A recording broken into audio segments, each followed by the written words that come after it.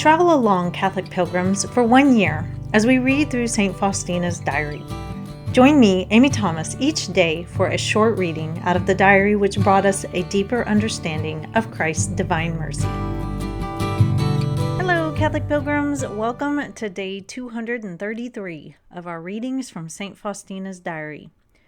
Today, at the very end of our readings, we're going to get a very short but heartfelt and beautiful little poem. If you are struggling through some hard times, you may find this especially significant to the readings today. But today we are going to talk about something that absolutely is one of my pet peeves, and that is idle souls. They just seem to be everywhere, and I feel like social media has created a monster out of so many of us and making us idle. There's a difference between rest, relaxation, and idleness. And that is what we're going to talk about today in Notebook 3, numbers 1127 through 1132. On one occasion, I saw Satan hurrying about and looking for someone among the sisters, but he could find no one. I felt an interior inspiration to command him in the name of God to confess to me what he was looking for among the sisters. And he confessed, though unwillingly, I am looking for idle souls. When I commanded him again in the name of God to tell me to which souls in religious life he has the easiest access, he said again, unwillingly, to lazy and idle souls. I took note of the fact that at present there were no such souls in the house. Let the toiling and tired souls rejoice. May 22nd, 1937. The heat is so intense today that it is difficult to bear. We are all thirsting for rain, and still it does not come. For several days the sky has been overcast, but there is no rain. When I looked at the plants, thirsting for the rain, I was moved with pity, and I decided to say the chaplet until the Lord would send us rain. Before supper, the sky covered over with clouds, and a heavy rain fell on the earth. I had been saying this prayer without interruption for 3 hours, and the Lord let me know that everything can be obtained by means of this prayer. May 23rd, the Feast of the Most Holy Trinity. During Holy Mass, I found myself suddenly united with the Most Holy Trinity. I recognized His majesty and greatness. I was united to the three persons.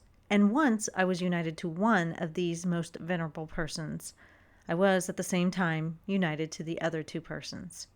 The joy and happiness that my soul felt is beyond description. It grieves me that I am unable to put down in words that which has no words.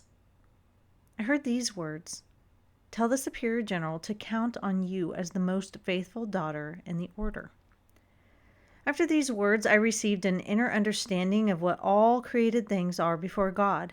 Immense and incomprehensible is His majesty, and that He condescends toward us is the abyss of His mercy. All things will have an end in this vale of tears. Tears will run dry, and pain will cease. Only one thing will remain: love for you, O Lord. All things will have an end in this exile, the ordeals and wilderness of the soul. And though she live in perpetual agony, if God is with her, nothing can shake her.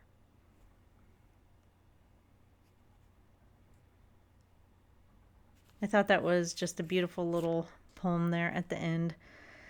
Maybe something to write in your journal or highlight in this diary or mark it in some way, maybe a dog ear. If you're ever going through something difficult, just remember, tears will run dry and pain will cease. And it will all eventually come to an end if you are deeply hurting. There's so much today in our readings I would love to talk about. When she talks about the Holy Trinity, I would love to talk about that. Even the part where she's praying for rain, I think is really significant. How many times have we got on social media or complained to our friends and family about the weather, about how we need rain, or we've got too much rain, or there's major fires where we live, or there's a hurricane coming.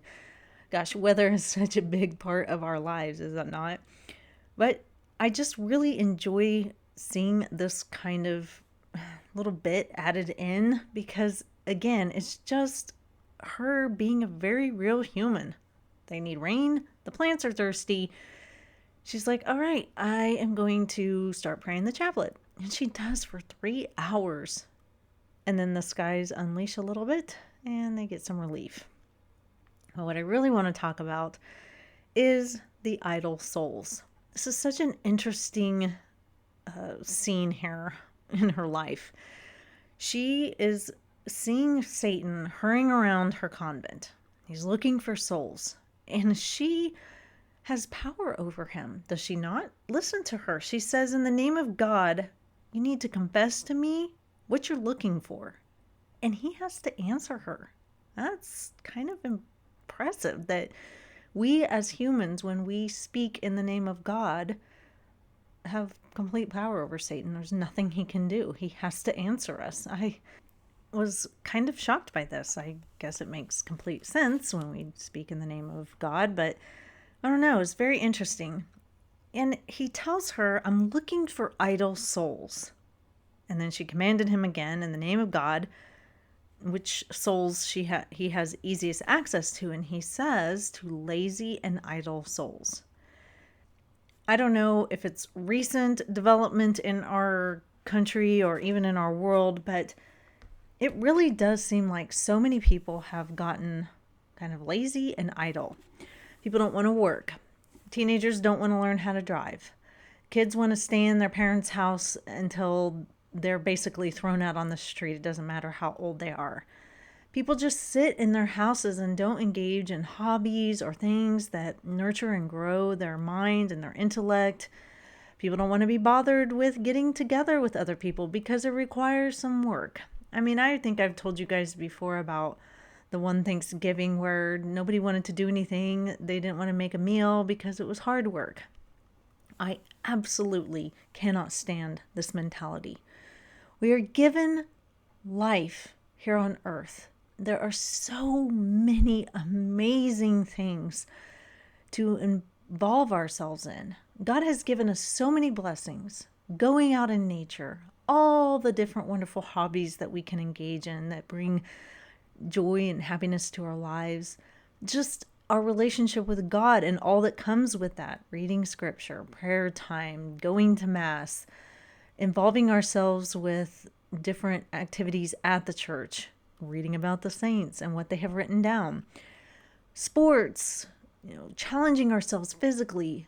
It's amazing all that there is to do. And yet so many squander the time that God has given them with mindless, useless entertainment that means nothing, just nothing. And I can't help but think that people are going to get to the end of their lives, if God blesses them with a long life, and look back and realize that their only memories are sitting in front of a screen. It's just such a waste, and I can't stand it. And it's an easy way for Satan to creep into our lives.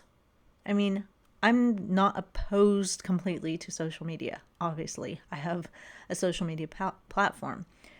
But I do see that most of us, myself included, don't always use it as a helpful tool. We use it as a means of escape and just going down rabbit holes into worthless junk that means nothing to our lives. Like, really, how many times do you get off social media and feel super great about what you've just read or seen or anything like that? But it's in that idleness of just mindless entertainment that Satan can so easily enter into our lives through pornography, cheating on spouses, inappropriate and disgusting movies, videos, and then just stuff that is not going to enrich and enhance our lives at all.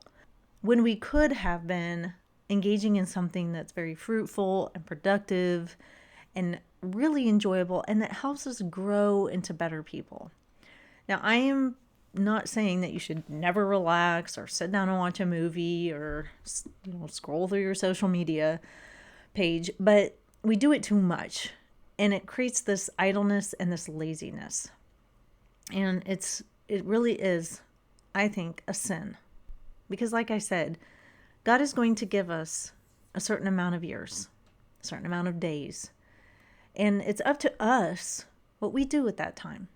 Now, He has blessed us with life, given us a soul, given us all kinds of things to, enrich our lives.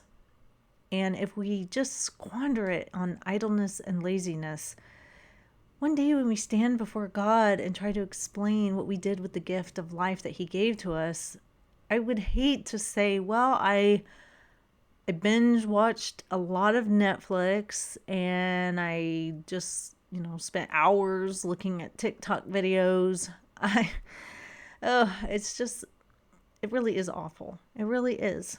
And I hurt for us as a people because there are so many of us that don't have memories that are lasting or that are worth something. When I was a kid, there wasn't any of this stuff. I mean, there was like the new Atari gaming system, but I didn't have one. My parents didn't have enough money. And as a kid, I was always outside with my friends. We were building dams. We were playing adventure games. We were riding our bikes. We were going to the pool, going down to the Dairy Queen to get ice cream, playing pickup games with other kids. I mean, we did so much. And I look back on my childhood and even my teenage years. Some of it was not good, but at least I have stories to tell and memories to share with my children. At least I have experiences where I can talk to them about, the funny things that happened or the scary things that happened. And it was a life lived.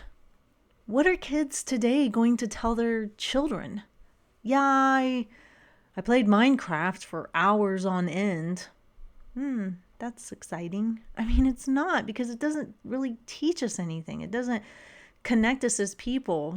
It's the stories that we share that connect us as people. And this idleness in our lives is keeping that from happening. So I know I'm getting on my soapbox, but it's just something that really, really bothers me. And I just hate that this is something that we are allowing as a culture, as a world, as a society, whatever you want to say. I just hate that we are just watching people's lives waste away.